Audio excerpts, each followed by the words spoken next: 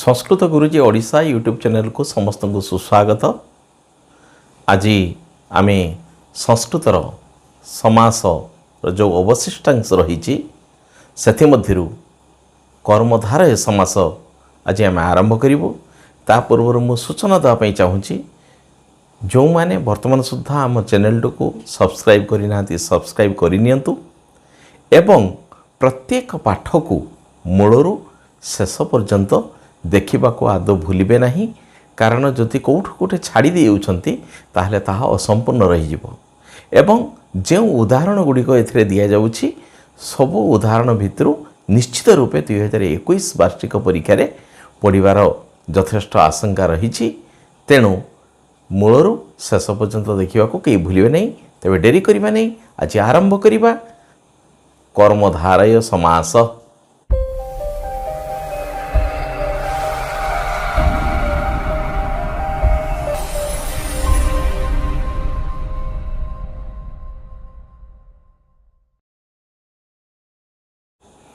पिला माने आज आम कर्मधारय समास विषय आलोचना करिबा। तेबे कर्मधारय समास काहाकु कुहा जाय ना विशेष्य और विशेषण पदर समास को कर्मधारय समास कुहा जाय। विशेष्य और विशेषण पदर समास जदि होउची ताले से कर्मधारय समास हबो। एठी हमकु टिके देखिया पे पड़िबो ए जे विशेष्य विशेषण कथा कहला किमिति होउची ना दुईटी विशेष्य पद जनकु बुझाउथिले ताको कर्मधारय समास कहबा। जनकर दुईटी जदि विशेषण पद थिबो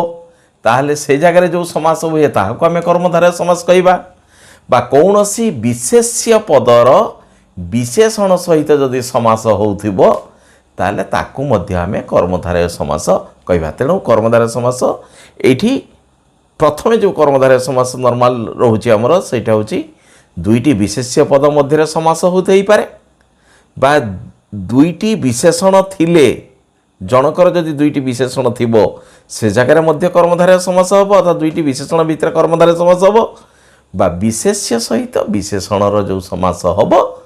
ताहाको मध्य कर्मधारय समास कुहाजिबो। तेणु जदि आमे शॉर्टकट रे यार अर्थ को जानिबा किमिति चिनिबा ना दुईटी पदर जोटी व्यास वाक्य रे रही दुईटी पदर समान विभक्ति थाई जो समास हुए ताको कर्मधारय समास कहा जाए। यही समास रे दुईटी पदर अर्थ होची समान थाए, कारण कर्मधारय स्तुल्यार्थ बोली गोटे सूत्र रही से अनुसार एठी कौन होची ना दुईटी जाक पदर अर्थ प्राय समान रही थाए। तेणु यहीटा हूँ आमको चिन्हवाई सहज गोटे व्यास वाक्य रही ताको आम सहजरे केमती चिन्हवा यहाँ कौ समास ना दुईटी जाक पदर समान विभक्ति थाई जो समास हुए तार दुईटा जाक हूँ समस्यामान पद गुड़िकर समान विभक्ति थी। एपटे जदि पुंगलिंग अच्छी आरपटे भी पुंगलिंग थी, विशेष्य पुंगलिंग जदि विशेषण पुंगलिंग थी से जगह आमको कौन करने पड़ो ना से कर्मधारय समास बुझी नापी पड़ो। ये ताहले आमको टिके खाली मन रखा पड़ो जे विशेष्य पद आगे क्या कहुए आम मन रखु ना नहीं ना जेकोसी नाम को बुझाइला मात्रे ताहाको विशेष्य पद कहा जाए। विशेष्य पद 5 प्रकार अच्छी। ये नवम श्रेणी पाठ व्यक्ति वस्तु जाति गुण क्रिया 5 प्रकार विशेष्य पद एवं विशेषण पद क्या कहा जाए ना जो पद विशेष्य पदर गुण अवस्था परिमाण बा संख्या को बुझाए से पद को विशेषण पद कहा जाए। तेणु आमको विशेष्य विशेषण भितर टिके धारणा रखा पड़ो तापर जाकि आम जदि समासटा कर्मधारय समास करवा तेबे आमको बुझापी अति सहज हेब। तेबे यही जिनस गुड़ाक केमिति होउछि बर्तमान आम उदाहरण द्वारा देखिबा। जो उदाहरण गुड़ाक आम एठी आलोचना करवा से गुड़िक 10वीं श्रेणी वार्षिक परीक्षा रे पढ़िबार चांस बेसी रही। आम से उदाहरण गुड़िक ये आलोचना करवा, किंतु व्याकरण बही जो उदाहरण रही से उदाहरण गुड़िक परीक्षा रे पड़ो नहीं। तेणु जो उदाहरण ये दि जाऊँगी से उदाहरण गुड़िक भल भाव में मन रखिबो। तेबे आम देखिबा वर्तमान दुईटी विशेष्य पद जन को जदि बुझाऊँच किमिति कर्मधारय समास होची प्रथमे सेठू देखिबा। एठी प्रथमे आम विशेष्य और विशेष्यर कर्मधारय किमिति होची उदाहरण माध्यम देखिबा।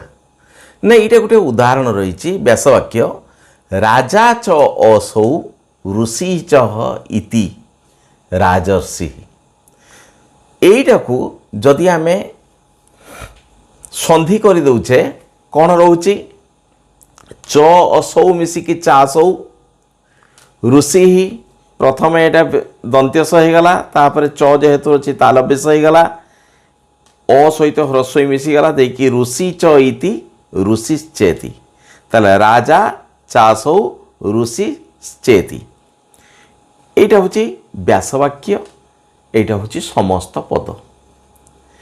ये से कौच विशेष्य विशेष्यर कर्मधारय किमिति ना राजा एवं ऋषि गोटे व्यक्ति जो लोकटी राजा से लोकटी हूँ ऋषि से गोटे दुईटी विशेष्य पद जन को बुझाऊँच अर्थात गोटे व्यक्ति को ही बुझाऊँच ये जो दुईटा विशेष्य पद कारण आम कहीचु विशेष्य पद जेकोसी नाम को बुझेले ताहाको विशेष्य पद कह जाए। ए विशेष्य पद पांच प्रकार व्यक्तिवाचक विशेष्य वस्तुवाचक विशेष्य जातिवाचक गुणवाचक और क्रियावाचक। तेणु ये व्यक्ति को गोटे लोकर नाम को बुझाऊँच किछि अछंती राजा थिले से राजा भी थिले ऋषि भी थिले तेणु ताको कहा जाए राजर्षि। तेणु से व्यक्ति होचंती विशेष्य पद व्यक्तिवाचक विशेष्य एवं ये होची राजा होची व्यक्तिवाचक विशेष्य ऋषि भी होची व्यक्तिवाचक विशेष्य। तेणु ये दुईटा जाक होची गोटे व्यक्ति तेणु विशेष्य विशेष्यर मिसिकी ये कर्मधारय समास होइछि। राजा एवं ऋषि एक व्यक्ति दुईटी विशेष्य पद जन को बुझाऊँच तेणु ये है कर्मधारय समास। आउ गोटे हूँ कौन ना विशेषण और विशेषणर कर्मधारय हृष्ट च असौ पुष्ट च इति हृष्ट पुष्ट यहीटा को जदि व्यासवाक्यटा को आम संधि करदेले ये हम हृष्टश्चासौ पुष्टश्चेति। ये कौन हो ना हृष्ट आ पुष्ट ये दुईटा जाक हूँ विशेषण पद हृष्ट और पुष्ट दुईटी विशेषण पद यही दुईटी एक व्यक्तिर हृष्टपुष्ट गोटे व्यक्तिर माने उपमन्यु विषय रही तेणु उपमन्यु को हृष्टपुष्ट देखी गुरुधम्य कहले तेणु उपमन्युर विशेषण किमितिका उपमन्यु ना हृष्ट पुष्ट अर्थात हृष्टपुष्ट थिबा उपमन्यु को सी कहले। तेणु यही दुईटी गोटे व्यक्तिर अर्थात उपमन्युर ये दुईटा पद हृष्टपुष्ट दुईटा जाक उपमन्युर विशेषण अटंती। तेणु ये विशेषण और विशेषण पद मध्य जो समास रही कर्मधारय समास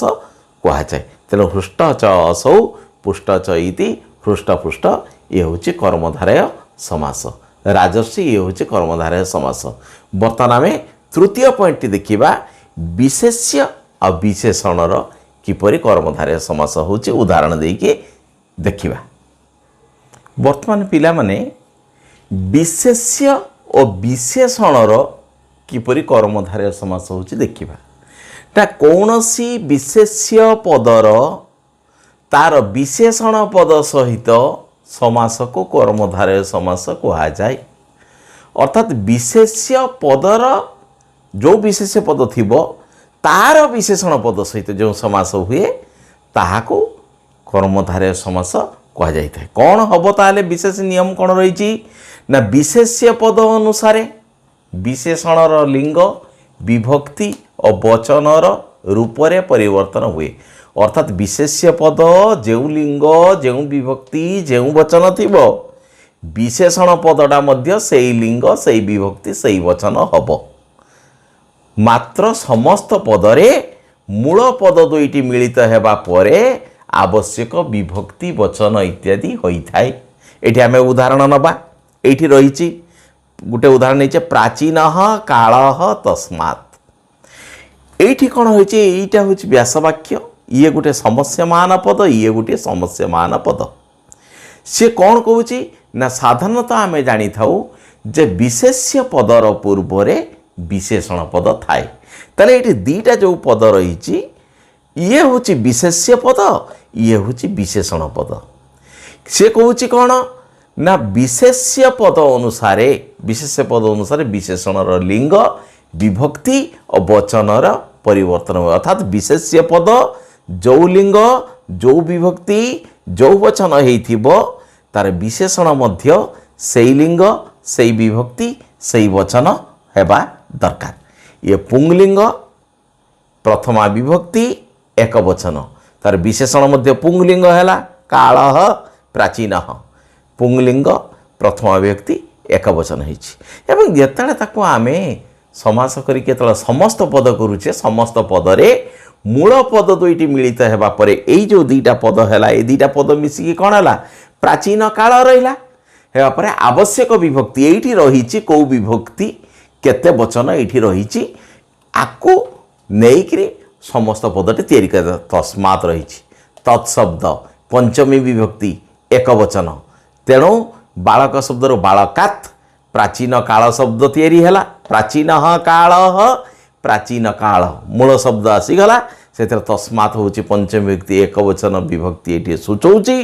तेणु या पछरे पंचमी विभक्ति एक वचन लगे प्राचीन काल अकारांत बालक शब्द परी तेणु प्राचीन कालात् हैला ये होची विशेष्य विशेषण कर्मधारय सेपरी परमं वैराग्यम तेन वैराग्यटा होची विशेष्य पद ये होची क्लीबलिंग एक वचन ये तेणु परम शब्दटा मध्य है क्लीबलिंग एक वचन तेणु परमं वैराग्यम तृतीय विभक्ति एक वचन रही बालकरु बालकेन परम वैराग्यरु परम वैराग्यन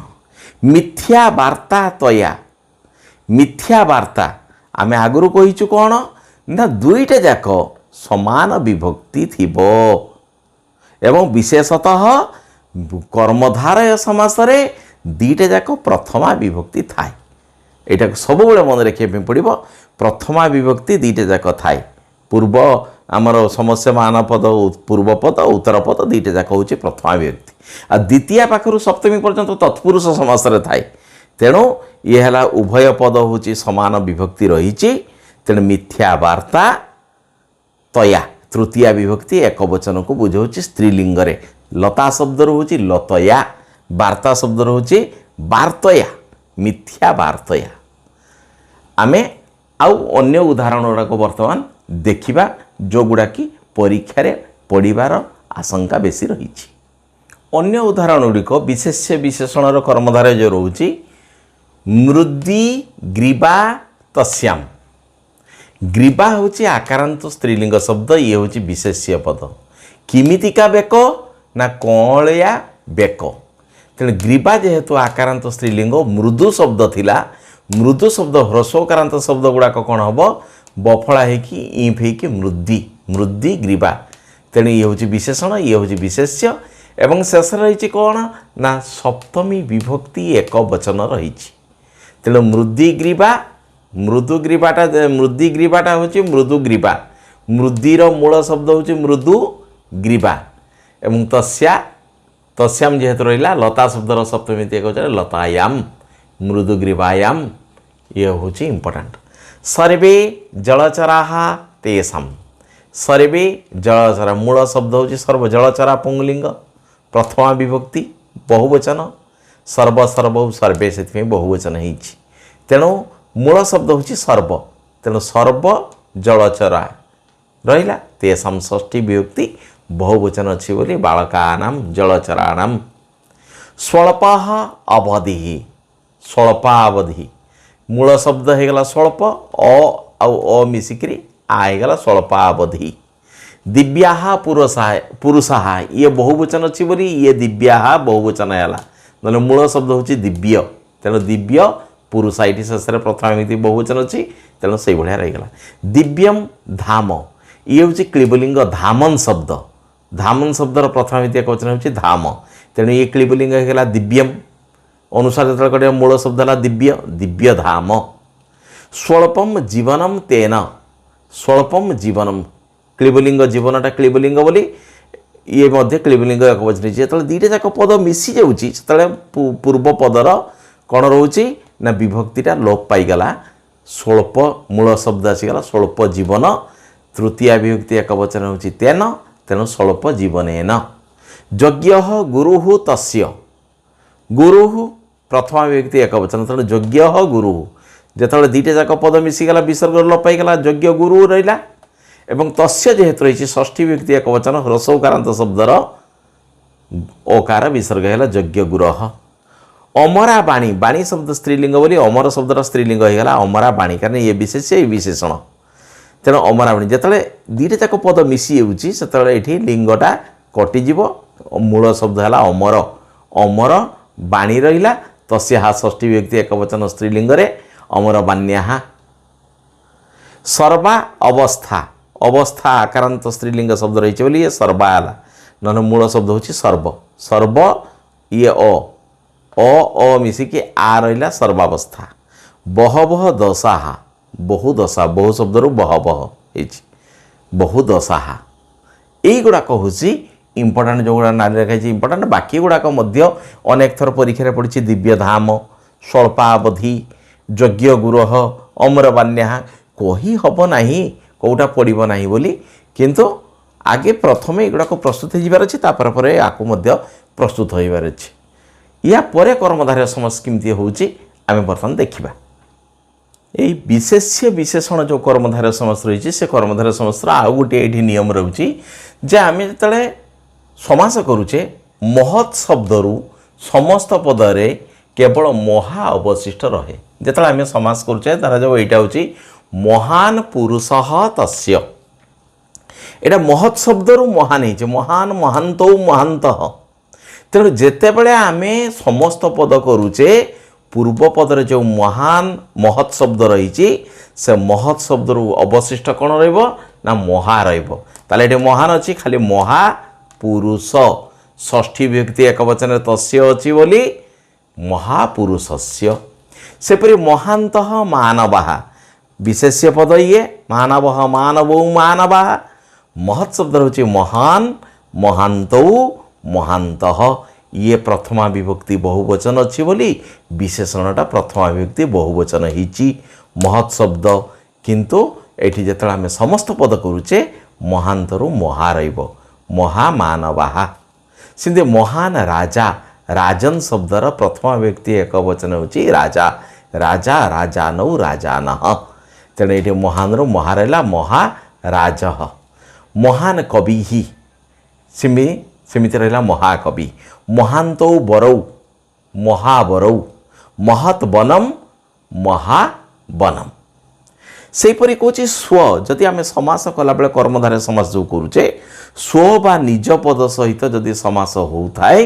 ताले स्व बा निज पद विशेषण रूपे व्यवहृत होता है यहाँ को आम भावानी जे स्व कथा निज कथा कौच माने ये विशेष पद नहीं ये विशेषण पद स्वा इच्छा निज इच्छा तृतीय व्यक्ति कहते स्वच्छया स्वम पत्रम स्वपत्रम यही गुड़ाक हूँ इम्पोर्टाट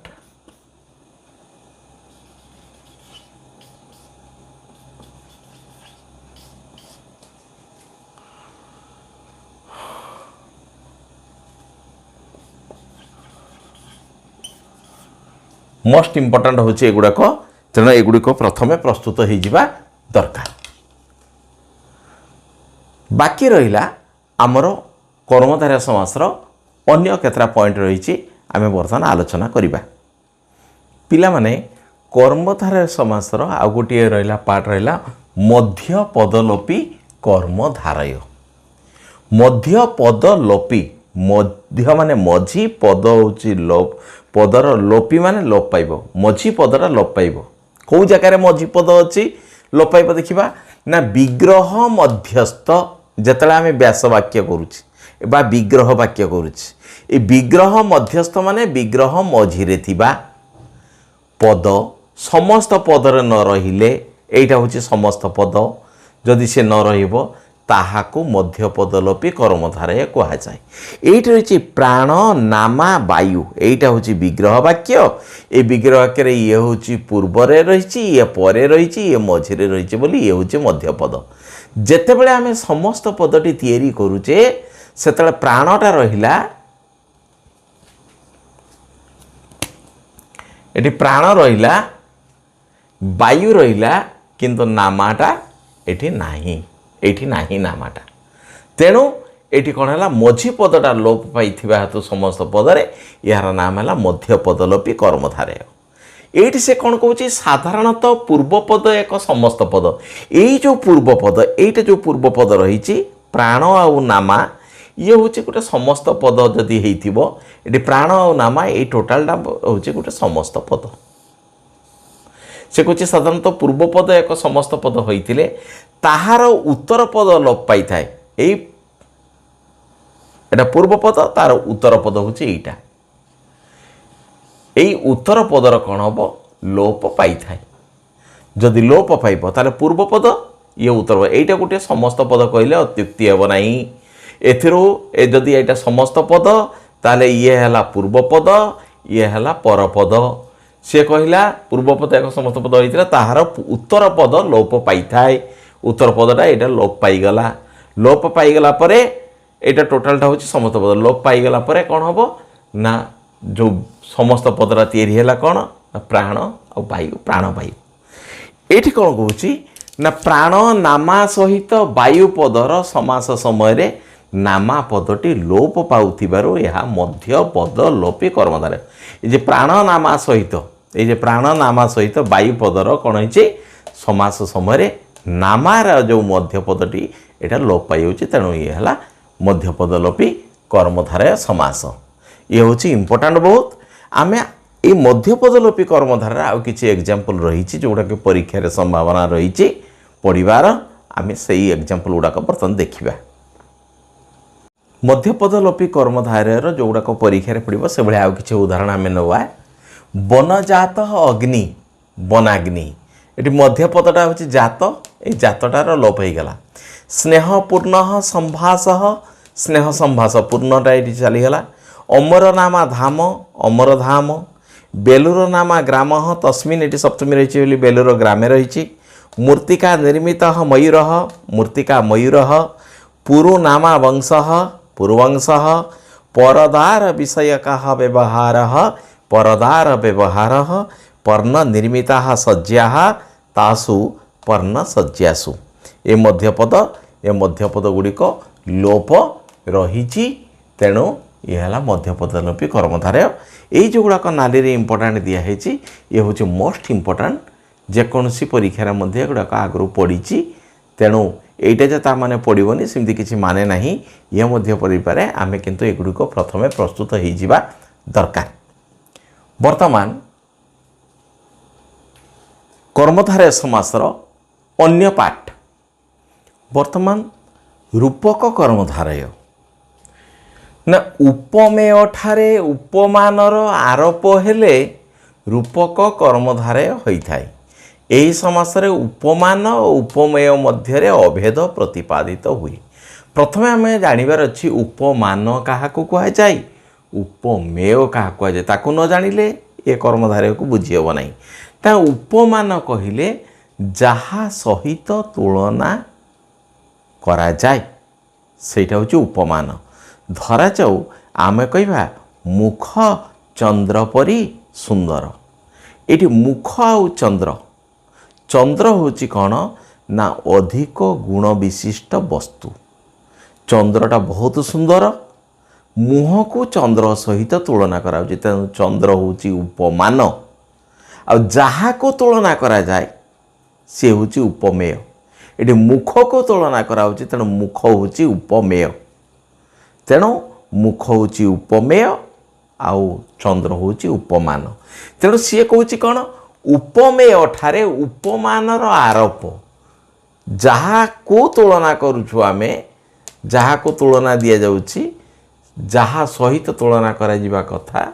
से भितर कौन कहूँ उपमान और उपमेय मध्य अभेद प्रतिपादित अर्थात उपमान जहाँ उपमेय मध्य होछि सैया दुईटा मध्य कौनसी किछि पार्थक्य नहीं कहले चले। तेणु उपमान जहाँ सहित तुलना करा जाए अर्थात अधिक गुण विशिष्ट वस्तु उपमेय जहाँ को तुलना दिया जाए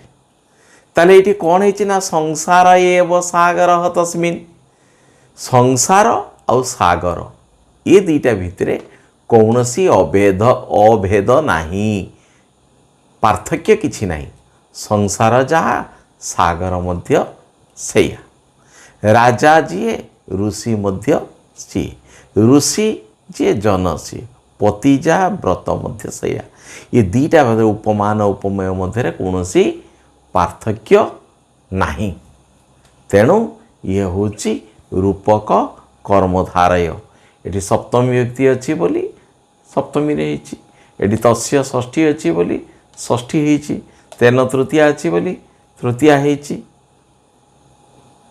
प्रथम व्यक्ति एक वचन अच्छी एक वचन हो तेणु संसार एव सागर तस्मिन् संसार सागरे राजा एवं ऋषि तस्य राजस्वे तेणु राजा और ऋषि मध्य कौन अभेद नहीं पार्थक्य नहीं संसार और सागर भितर कौन पार्थक्य नहीं तेणु ये जगह कौन हो उपमेय ठारे उपमान आरोप हेले रूपक कर्मधारय होता है ये चारिटा जाक हूँ इम्पोर्टाट आमर जो कर्मधारय समास रही आहरी रही उपमित कर्मधारय रही किंतु आमर कोर्स जो दशम श्रेणी कोर्स रही से विशेष्य विशेष्य विशेषण सहित विशेषण विशेष्य विशेषण तापर हूँ आमर मध्यपदलोपी कर्मधारय आ गोटे हूँ रूपक कर्मधारय एतिकी आमर कोर्स रही बोली यही को केवल आम उदाहरण आकार ये दर्शेलु यार परवर्ती आम कर्मधारय समासर व्यवहार केमिति होची अनुवाद रे ताहा देखिबा ताले अनुवाद रे कर्मधारय समासर प्रयोग देखिबा केमिति होची ना वेदव्यास जणे महापंडित थिले किए थिले एटा होची क्रिया ना वेदव्यास ताले वेदव्यास उक्त हला प्रथम व्यक्ति महापंडित थिले महापंडित आसीत ये जो महापंडित महान पंडित महापंडित ये लगला पोखरी रे नील उत्पल गुड़िक सभा पाउछि पोखरी रे किए सभा पाउछि ना नील उत्पल गुड़िक ये हूँ वाक्यर कर्ता ये प्रथमा व्यक्ति क्लीबलिंग बहुवचन नीलोत्पलानि नील नीलम उत्पलम नीलोत्पलम गुड़िक जेहेतु बहुवचन रही नीलोत्पलानि फलम फले फलानि उत्पलम उत्पले उत्पलानि नीलोत्पलानि शोभते शोभेते शोभन्ते नीलोत्पलानि शोभन्ते कुत्र ना पोखरी रे सरोवर रे अधिकरणे सप्तमी राजा सिंह चिन्हित आसन रे बसिछन्ति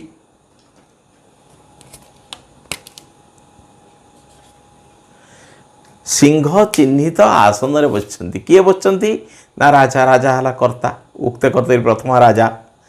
सिंह चिन्हित आसन रे सिंह चिन्हितम आसनम तस्मिन् एटा मध्यपद ये मध्यपदर लोप है सिंह और आसन सिंहासन सप्तमी रही बोली ये सिंहासने बसिछन्ति उपविशति राजा एक वचन अच्छे बोली उपविशति अल्प उषुम दूध पीय अनेक थर परीक्षा पड़ी अल्प उषुम माने ईसत उष्णम ये ईसत उष्णम को कवोष्णम बा कदुष्णम दुग्धम पीब कर्ता हूँ त्वम से पीब हो क्रिया कदोष्णम दुग्धम पीब विद्यारूपक धन महाधन अटे विद्यारूपक धन विद्या एव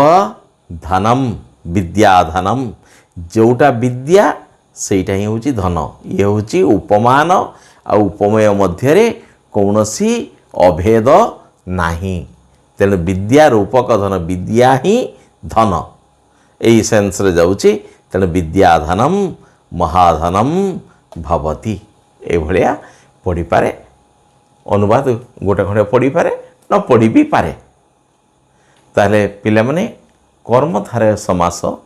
एठारे शेष हैला यार परवर्ती पाठ आसीबो दिगु समास पिला माने मु आशा करुछि निश्चित भाव में कर्मधारय समास को तुम मैंने बुझीपारी प्रत्येक पाठ को भल भाव देखिए मुझे सब बेले कहूँ एवं पाठ शेष जो अनुवाद अभ्यास ताकू भल भाव में देखुवार अच्छी परिशेष जदि वर्तमान सुधा आम चैनल टी को सब्सक्राइब करना सब्सक्राइब करनी एवं ताकू अधिक अधिक शेयर करंतु एवं